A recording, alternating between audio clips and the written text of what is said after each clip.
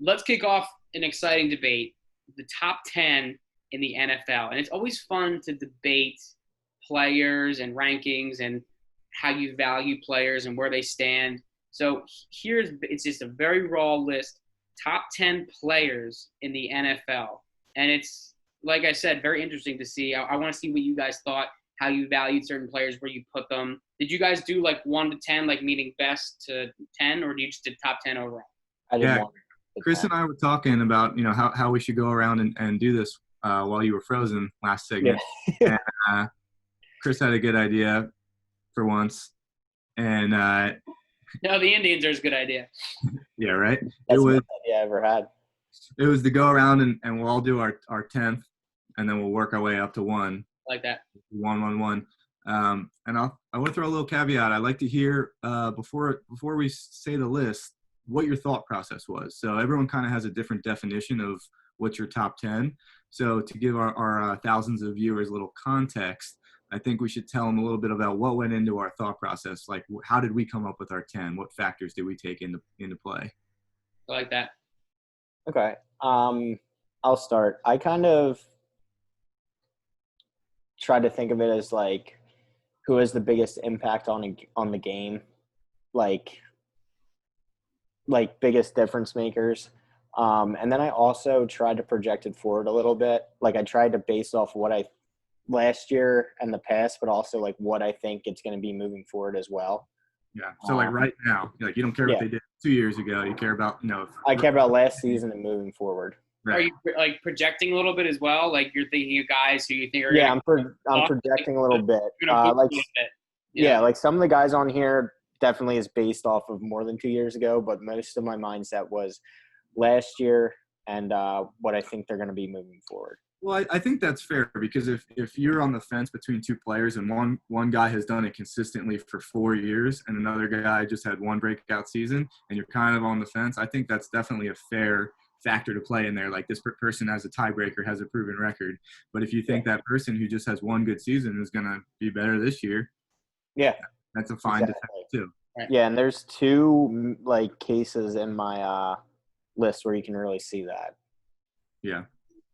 I think I was kind of similar. I did struggle with this as well, kind of thinking I had a couple guys on this. Essentially what I did was I took a list down of about 15, 16 guys, and I whittled a few off them just trying to think. And this exact thought went through my mind. What's my process? What am I doing here? Am I thinking of guys who I think are going to absolutely just had a good maybe rookie season? They're going to be sophomores coming up, and they're going to boom. Or am I going to go with the guys who have proven it, have done it? I think if I were to say anything, I went with the guys who have proven it a little more. And maybe there are a couple guys on my list. I actually know there are a couple guys on my list who, if you ask me this next year's time or maybe a year after that, would not be on this list anymore. I think they're kind of teetering on this edge of top 10 player, and they're going to fall down into still solid player, maybe top 30, something like that. But but yeah, kind of stuff like that. I think actually only have one receiver, but I think I kind of went with more veteran type guy. So. Okay, that's fair.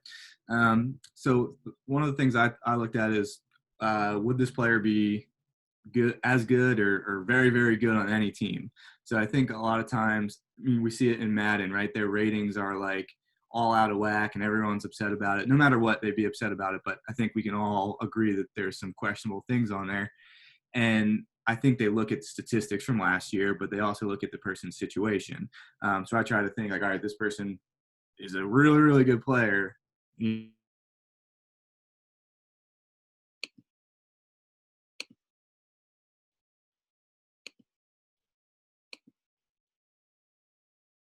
Go and then he gets on a new team and all of a sudden he's not on anybody's list anymore. He's not even in the top 30, right? So it changes a lot of things. The other thing I looked at is the ability to take over a game. So you have to be able to, just absolutely take over, and that's not going to be honestly from an offensive lineman. So spoiler, no offensive lineman on my list.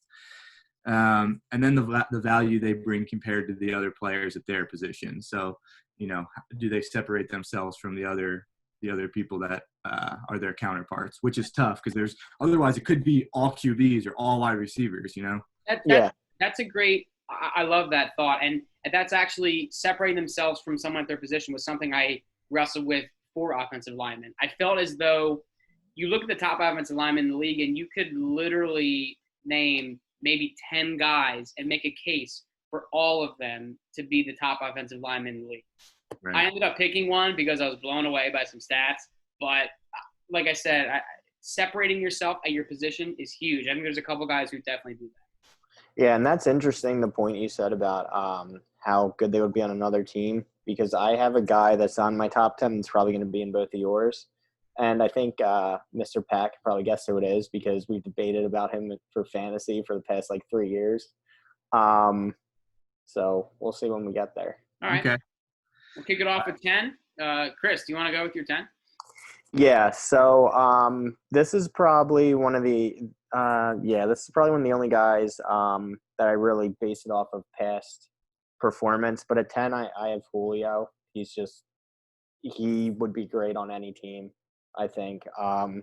He's been a victim of bad luck in the touchdown department. I think there was one season he got stopped at the one 4 or 5 times. If he adds those touchdowns, he would stand out a lot more than he does. I mean, he's already regarded as one of the top 3 players in the league, but I think receivers. But I think that touchdown holds him back. Raw talent, I think he's one of the best receivers in the league. He's not my number 1 receiver right now. I have one guy above him, which is why I have him at 10. But that's why I have as my number 10 right now.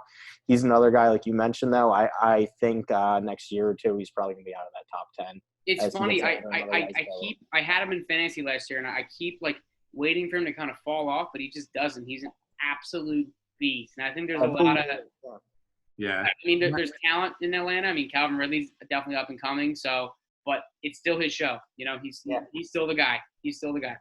And I think one of the best arguments for Julio is that that would be the common take amongst the other NFL players. You heard the mic'd up Larry Fitz clip where he's saying, that's the best receiver right there. Yeah. Between Julio Jones. And if Larry Fitz is saying it, who are we to argue with Larry Fitz, right? Yeah. I mean, the guy around the league, he's a stud, well respected. If that's who he says is best, then, that's enough for me. Yeah.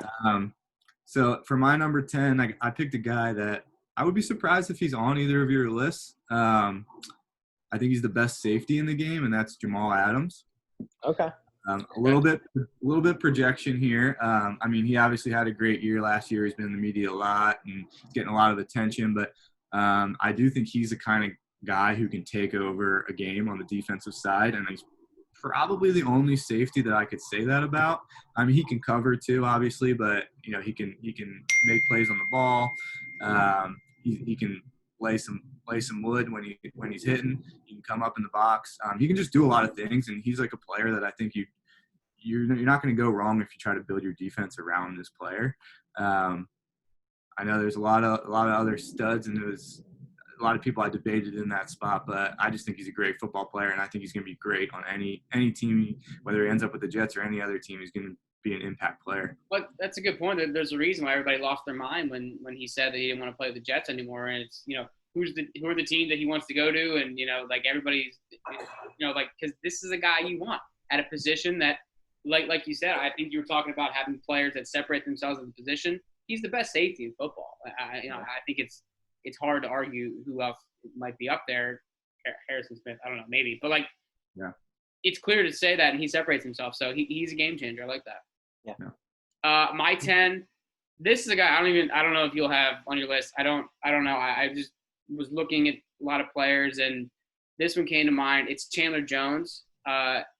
He's the model of consistency and league leader in sacks last year. And I thought I was looking at some stats and kind of how he plays, and I thought, was that a flash in the pan? No. The last 5 years, he's had at least 11 sacks. So he's been doing this consistently. He's a consistent edge rusher, one of the best ones that I feel like doesn't get talked about much, Like I said, he's 30, so I think he would be a guy that, depending on how he does next year, I don't know if he's still going to be on this list, but I thought that he deserves some recognition because I feel like not many people are talking about Chandler Jones. Obviously, he's a premier edge rusher, led the league. 19 sacks is insane. That's fantastic. So he cracked my top 10 because I feel like that's just such an impact position. Yeah, he's not a big name, but as I was doing research, a lot of praise for him. Spoiler alert, he didn't make it on my list. You're right, but Yeah, I mean, he does get a lot of respect around the league and around NFL experts, but not so much in fans, general public. Yeah. Yeah. He actually did make mine, so we'll get there. But I actually, well, yeah, we'll talk about when we get there. All right, up to Chris for 9, right? Mm-hmm. Yeah, number 9, I'm going with Christian McCaffrey. I mean, what else can you – there's not really much to say about him. I know a lot of people argue he's not the best pure running back, but the reason I have him here instead of like Zeke or like Saquon is because we're talking best player. And I mean, he's not the best pure running back, but he had 1,000 rushing yards and 1,000 receiving yards last year. See, that's another thing where, and I don't mean to cut you off. I apologize. No, like, this is on this very tweet, Rez, where you tweeted this and someone responded to you. I commented on it. And I was like, McCaffrey, absolutely, he's one of the most versatile guys. Like, and some idiot weirdo's like, versatile, ha ha. And I'm like, yeah, the dude, like, he's literally a receiver who can also, like, he can run, he can still rush. Like you're saying, he's got 1,000 rushing yards, and that's not a good team. That's not a good offensive line. That wasn't a good quarterback. DJ Moore is good, but there's nothing else around him. Like, he's the guy there. And if you're talking about separating yourself and like, could this guy be good on another team? If you're good on a bad team, you're going to be good on a good team. You know what I'm saying? So, like, he's versatile. He's like, man, I love it. You know? Yeah, and that's the thing too. A lot of people argued, once Cam got hurt, he's not going to be the same player because they're going to stack the box. Cam got hurt and he had a record season, so it just shows how good a football player he's is. He's just like really good at every aspect. Like he's really good pass catcher. He has really good vision, which I think is underrated. And he's not a small guy. I think people think he's like this tiny guy who can't run between the tackles. Big. He can. I mean, I don't have him as my top back because I think there are people who can run between the tackles a little bit better, and that's like if I was nitpicking, the one thing I would say about him. But the guy does everything really good, and he's just a playmaker. He can take over a game, and he does it. It's almost like he's versatile. He does everything. I don't know. Hey man. Yeah. Make fun of me on Twitter. Make fun of me on Twitter, random guy. But whatever. But yeah, I agree with that point though about how there's better guys that can run between the tackles. But the reason I had him above them is because I don't think the gap between the tackles between him and like Saquon or Zeke is as massive of a gap as him receiving over Saquon and Zeke. So that's you think he's that much of a better of a receiver than Saquon? I do. You do? Yeah. See, I just think we haven't seen Saquon get the opportunity that McCaffrey has. Like he hasn't as many targets. That could be fair, but I got it based off of what I've seen. So fair. What I see. So. All right, I think we're up on your number 10. Number 9. So number 9, I went with my first of 2 wide receivers. I went with DeAndre Hopkins. I mean, I think he's the second best receiver in football. He's kind of like a little bit like the argument for Christian McCaffrey. He does everything pretty well. He can be a deep threat. He can be a red zone target. He can come across the middle. He's a great route runner. Maybe the best hands in that. Yeah. I mean, yeah. I think I don't know. I forget the number. I should have wrote it down. But he had this – I remember reading it, and it was the amount of catches without a drop. It was insane. Yeah. It was like 3 times as much as the next person. Guy just catches everything. I think he is like that argument of, he had a little bit of Deshaun Watson, obviously, but overall in his career, he's had pretty trash quarterback play compared to other great wide receivers. And like, I'm excited to see what he does with Kyler Murray. Not that he's like the best passer, but he's to get with a quarterback and be consistent over the next couple of years. I think he's going to shoot up even higher on people's lists. I think the only like knock that he wouldn't be in my top 5 players is just that pure burner speed, like a Tyreek Hill or some of those other players who can stretch the field just a little tiny bit more. But he can still get downfield. Don't get me wrong. That's what makes it. That's what makes it Tyreek Hill a Tyreek Hill. Nobody can really do that. So you can't hold against him too much. Yeah. All right. My number 9. I have my first of 3 quarterbacks, Russell Wilson. I'm just a huge Russell Wilson fan. He's absolute gamer. I think he's a great athlete. He's a great leader. He's literally like everything you want in a quarterback. And I don't think he's never had like a superstar receiver, a superstar player around him. He's clearly the guy. And one thing I was looking for, like you're saying on this list, like do you make players around you better? I think Russell Wilson's a guy who makes players around him better. I think Tyler Lockett's a great receiver. I think DK Metcalf's fantastic. They have a lot coming up. But I think without Russell Wilson, those guys aren't exactly what they are. I think he's just amazing and excellent, fantastic, solid pick.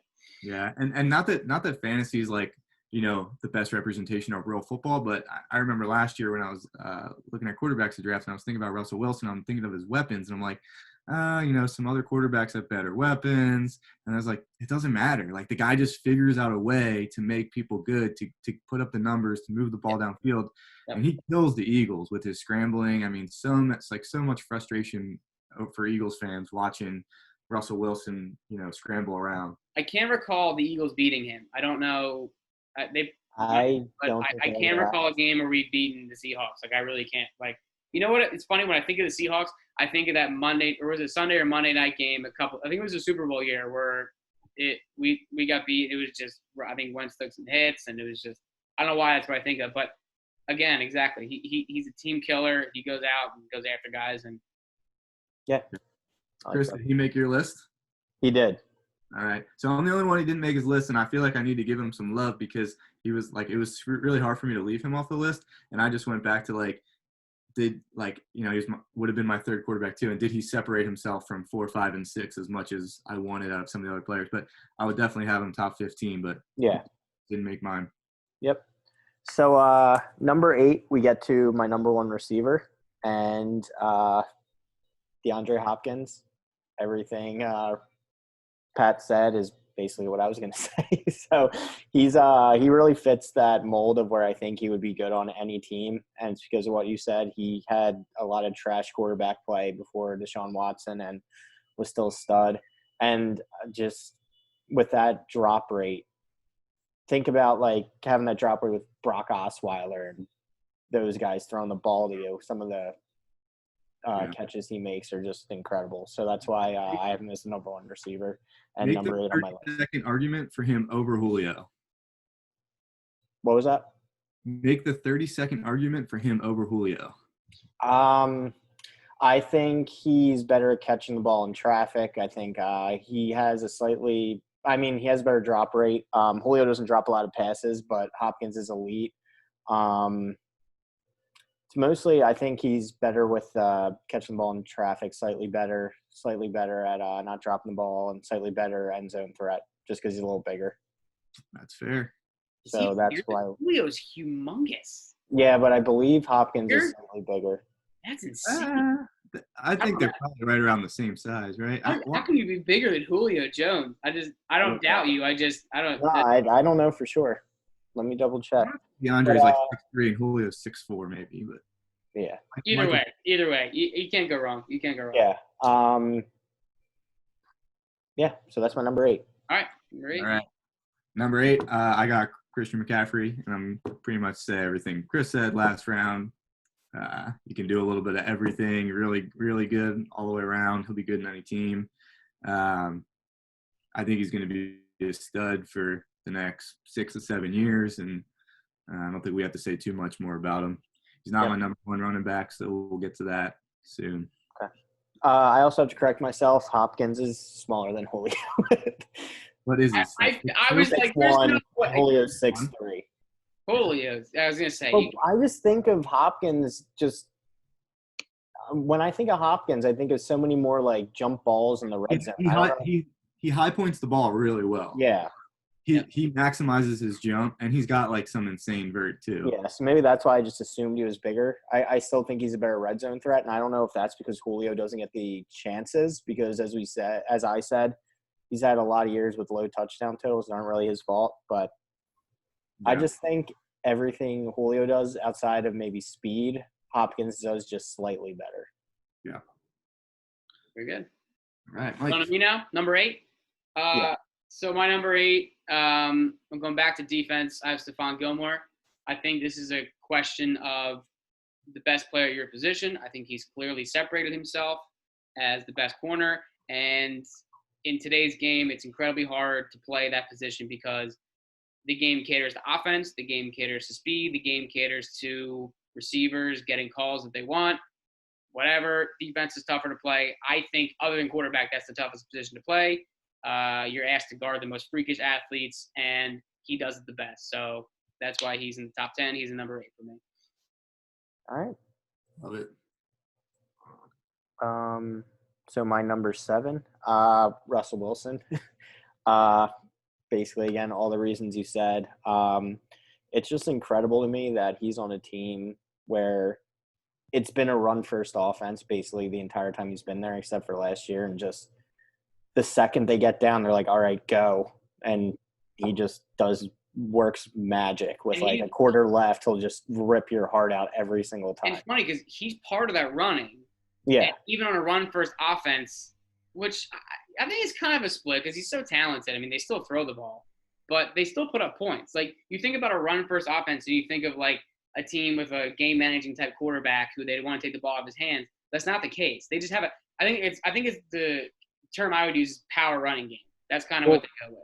The crazy thing is if you look at some of his passing attempts, like there's been weeks he's thrown it like less than 20 times. So that's why I use that phrase run first offense. It's just I think he's very efficient is what it is. He's incredible. People call Tyler Lockett one of the most efficient receivers. I think it's because he has one of the most efficient quarterbacks. Accurate, gets the most done. Okay. But yeah, so he's my number 7. And I also have 2 more quarterbacks above him, like you guys. I think I can guess which ones they are. Yep, of course. I actually had Joe Flacco still.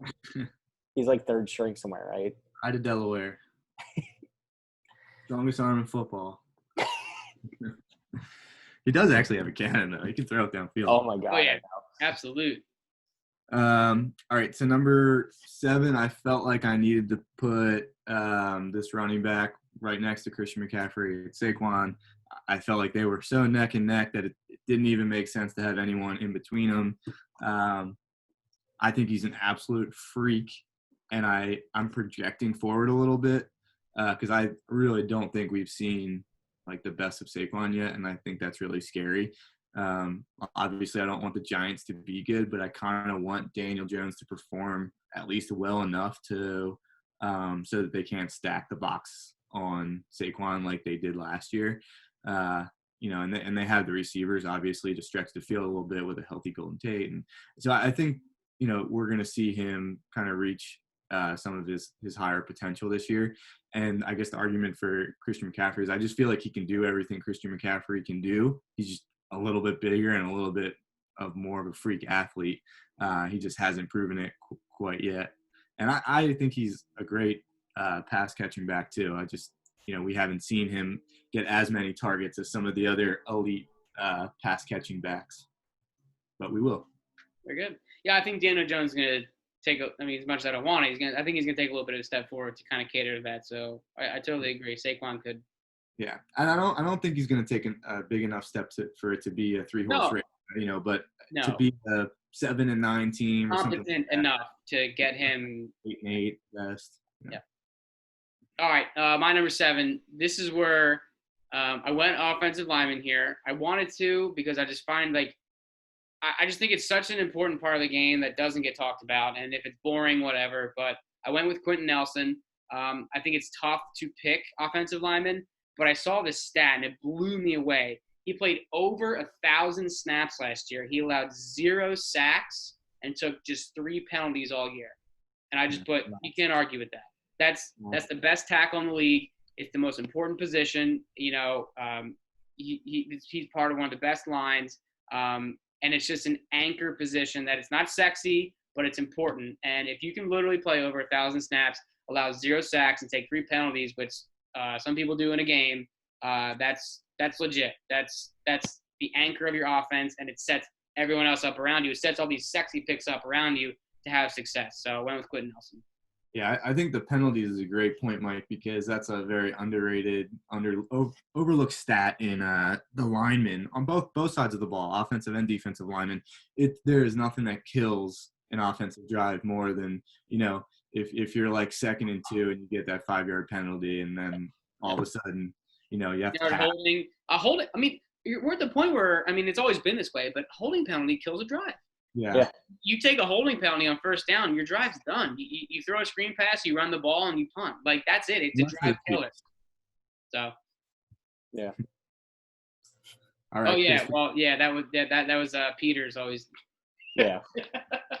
And I don't know if this is true, but I feel like that's Derek Barnett on defense. Like, I don't know the numbers behind that, but it feels like he's always getting penalties. Maybe he doesn't not get a lot of penalties, but he gets them at the worst times. Like, where you're like, we really need this stop on 3rd and 2, and he gets a penalty and gives them. I think it's time for him to step up. That's a whole other conversation. That's a whole other conversation. Yeah, we'll talk about that another day. All right, Chris, your number 6. My number 6 is Khalil Mack. Another game changer using that mindset. I know it was 2 years ago, but that I will never get out of my head that first game with the Bears where they gave all those picks and they're like, it's not worth it. And he just wrecked havoc on the Packers. And I know he had a down season by his standards last year, but a guy who can change a game like that at any second is I think he's one of the top players in the NFL, which is why I have him at number 6. Can't argue with that. Number 6, I got Julio.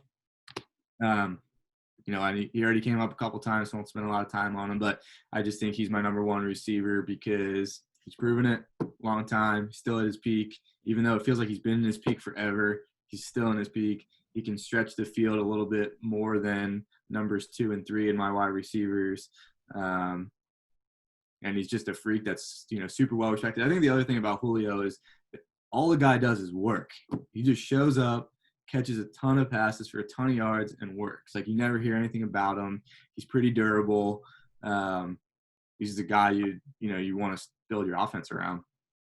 Yeah, real quick, because I'm actually shocked, pleasantly surprised that you didn't have Michael Thomas in there, which is who I was talking about at the beginning. So, yeah, why didn't he crack your top 10? Hold on. I'm sorry. I don't mean to segue early, but you ready for my number 6? It's Michael Thomas. So Michael, me and Chris. Wait, is it really? Thomas. It is. I swear to God. But you can look at my screen. My 6. All right, let's let Mike go first, then we can. Why don't you like Michael Thomas? Okay, here's the thing. Everything. Okay, I mean, I'm trying to find a hole for. I think receivers are they're subjective. I think it's who do you think does what good?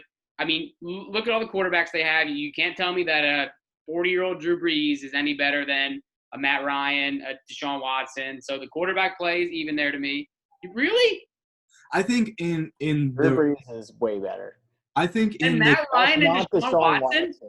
I think in the type of offense that benefits Michael Thomas, he's in the best possible scenario. Yeah, I don't think he'd be like that on every. I think they're all in great scenarios. If you're looking at Hopkins, Julio, and Michael Thomas, I think they're all in excellent offensive situations. But who's the most accurate passer out of those guys? Probably Brees. Yeah. I mean, he's the most accurate passer in the history of football. And the guy just puts the ball on your hands. And I think that's part of the reason. Michael Thomas is great. He's my 3rd receiver. Yeah.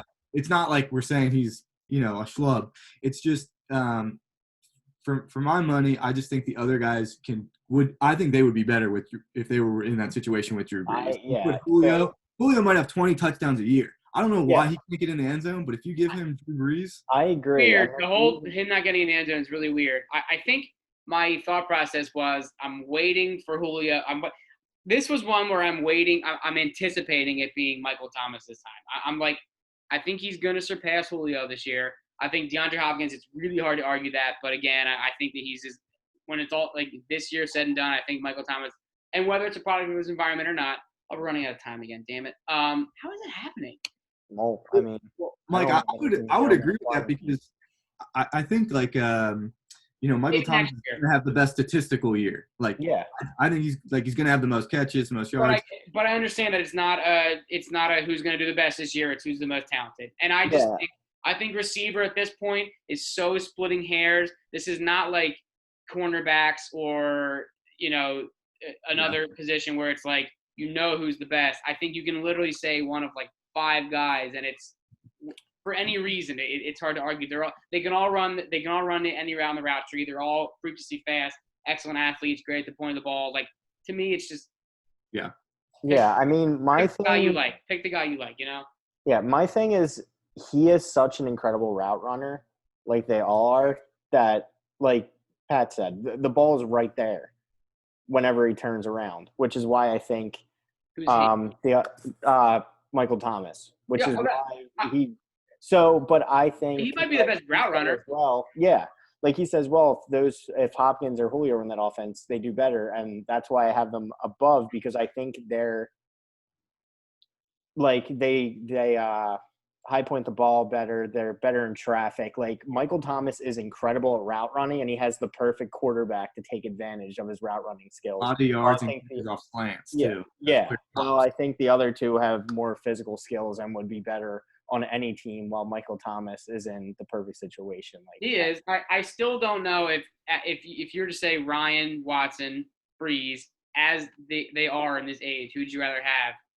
As your quarterback, or if you were a receiver catching the ball? Because I think those are two different answers. Yeah. As a receiver, I would want Breeze. If I was just trying to win football games, I'd probably go Deshaun Watson.